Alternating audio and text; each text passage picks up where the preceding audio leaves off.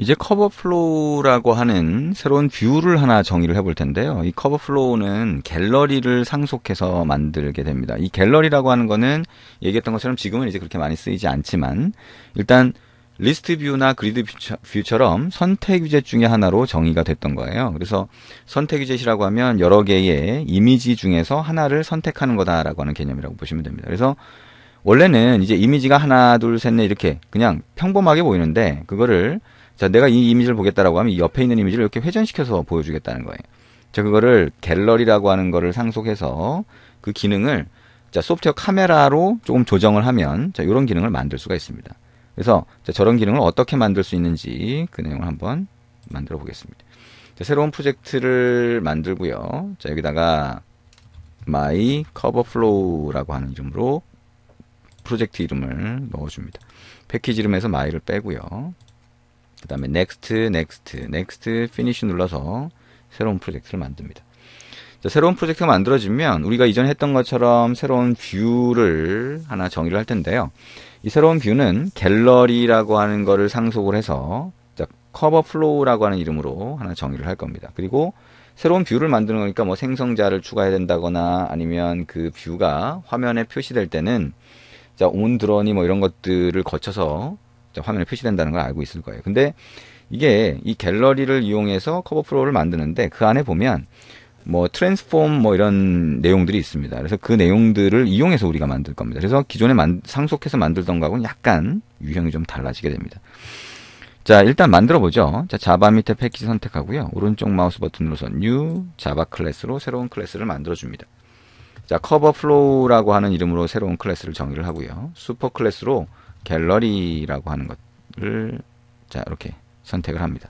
자, 가운데 줄이가 있죠? 자, 지금은 이거 쓰지 말고요. 그 다음에 가로 방향으로 뷰 페이저라고 하는 걸 만들어 쓰던지 아니면 그리드 뷰로 보여주던지 그렇게 해라라고 하는 게 지금의 권장사항입니다. 자, 근데 그냥 우리가 갤러리 상속을 해서 한번 만들어 보죠. 자, 오른쪽 마우스 버튼 눌러서 Generate Constructor라고 하고 필수 생성자 2개를 선택을 합니다. 자, 이렇게 입력이 되겠죠? 자, 그러면 갤러리라고 하는 거를 상속해서 하나 만들 수가 있습니다. 자, 우리가 이전에 했던 것처럼 자, init이라고 하는 메소드를 호출하도록 만들어주면 되겠죠. init context. 자, 그 다음에 초기화를 위한 private void init이라고 하는 메소드를 하나 정의를 해줍니다. 자, 이게 어떤 이미지를 볼 때 그 이미지의 좌우에 있는 이미지의 각도를 돌려주는 목적으로 갖고 있는 거고요. 자, 만드는 거고요. 그 다음에 그 각도를 돌려줄 때는 우리가 로테이트 기능, 자, 회전하는 기능을 자, 소프트웨어 카메라를 이용을 해서 만들 겁니다. 자, 카메라라고 하고요. 카메라라는 이름으로 뉴 카메라 이렇게 한번 만들어 봅니다. 빨간 줄 나오죠? 얼트 엔터 치면 하드웨어 카메라가 여러분이 사용할 수 있는 렌즈가 달린 거고요. 그 다음에 그래픽스의 카메라가 소프트웨어 카메라가 됩니다. 자, 이걸 소프트웨어 카메라를 선택을 합니다. 자, 그 다음에 우리가 회전을 할 때 어디까지 회전을 할 거냐라고 하는 거를 자, public static int로 해서 자, max rotation angle이라고 해서 하나 만들어 줄게요. 그래서 이거를 55도 정도 이렇게 설정을 해보고요. public static integer max zoom이라고 해서 확대할 수 있는 비율을 얘기를 합니다. 자, 마이너스 60으로 일단 설정이 되어 있죠. 자, private integer 그 다음에 center point라고 하는 거 자, 인티저 값으로 한번 해봅니다. 자, 이게 어떻게 쓰이는지는 밑에 내려가서 더 입력을 해보면 알 수가 있겠죠. 자, 그러면 이렇게 init이라고 하는 거를 먼저 정의를 할 수가 있겠죠. 자, 초기화를 위한 메소드인데요. 자, 여기서는 set 자, static transforms enabled라고 하는 거를 true라고 해줍니다. 자, 이게 우리가 각각의 아이템에 대해서 트랜스포메이션, 즉 변형시키는 거를 가능하게 해주겠다라고 하는 그런 얘기가 됩니다. 자, 그래서 각각의 아이템, 그 아이템이 이제 이미지로 설정이 될 텐데요. 그 각각의 아이템을 조금씩 변형을 시키겠다라고 하는 의미가 됩니다. 자, 그러면 그 상태에서 자, 여기 이런 걸로 한번 가볼까요? 자, 여기에 자, 오른쪽 마우스 버튼 눌러서 Generate로 가고요. 자, 여기에 Override 메소드 한번 가보겠습니다. 자, 그러면 여기에 getChildStaticTransformation 이라고 하는 메소드가 하나가 있습니다. 자, 그러면 요거를 선택을 하고요. 그 다음에 자, 여기에 onSizeChanged라고 하는 거, 자, 우리 이전에도 썼던 적이 있었죠. 그러니까 밑으로 쭉 내려가서 보면 자, onSizeChanged라고 하는 게 보일 겁니다. 자, 이것도 찾는 게 한참 걸리겠네요. 밑으로 쭉 내려가서 자, onSizeChanged, 자, 이렇게 두 개, 자, 컨트롤 키 누른 상태에서 두 개 선택하고 OK 누릅니다.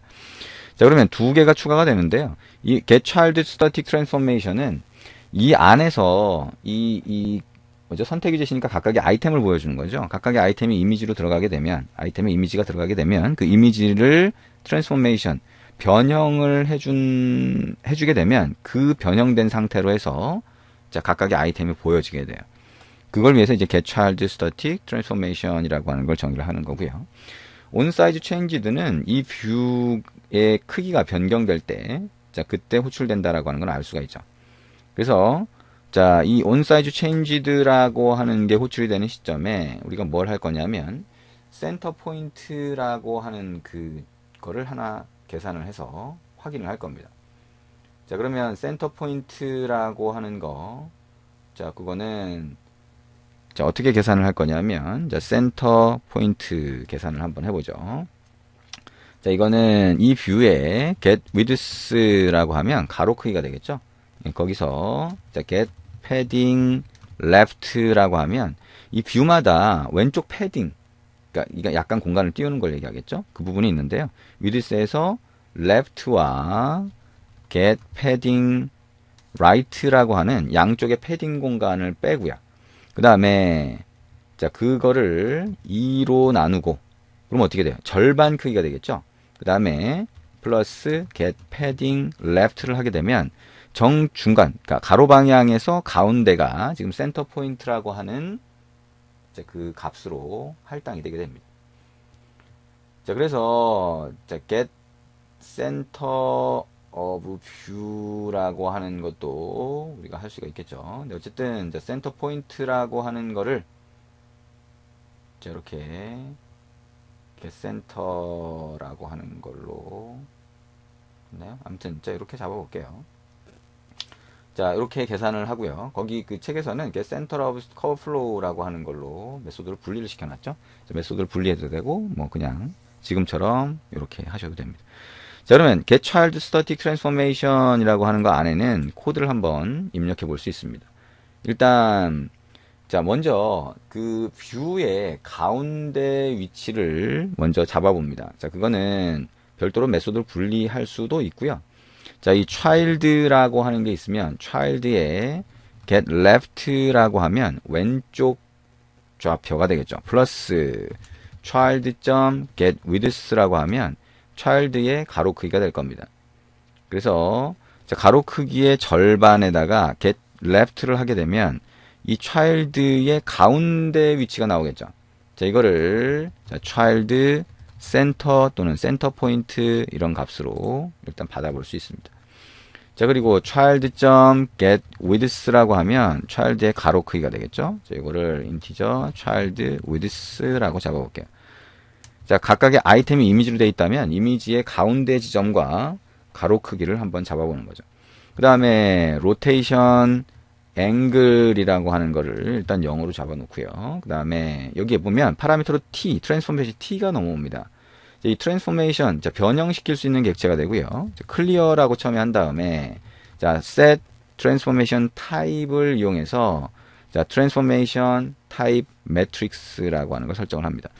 자, 변형을 할 건데 트랜스포메이션을 뭐 변형이라고 할 수 있을 것 같은데요. 자, 변형을 할 건데 매트릭스를 이용하겠다는 겁니다. 그래서 if라고 해서 child center라고 하는 게 뭐예요? 지금 현재 아이템에 자, child 아이템 각각의 이미지가 아이템으로 들어가 있는데 그거의 센터 값이 자, 센터 포인트 뭐예요? 화면의 가운데와 같다면 그러면 가운데 이미지가 있는 거예요. 지금 아이템이 가운데 보이고 있는 거죠. 그러면 자, transform 자, 이미지 비트맵이라고 해서 여기다가 자, child가 우리가 이미지 뷰로 집어넣을 거예요. 그래서 child라고 하는 거를 이미지 뷰로 캐스팅을 하고 t 트랜스포메이션 객체와 자, 0이라고 하는 값을 전달을 합니다.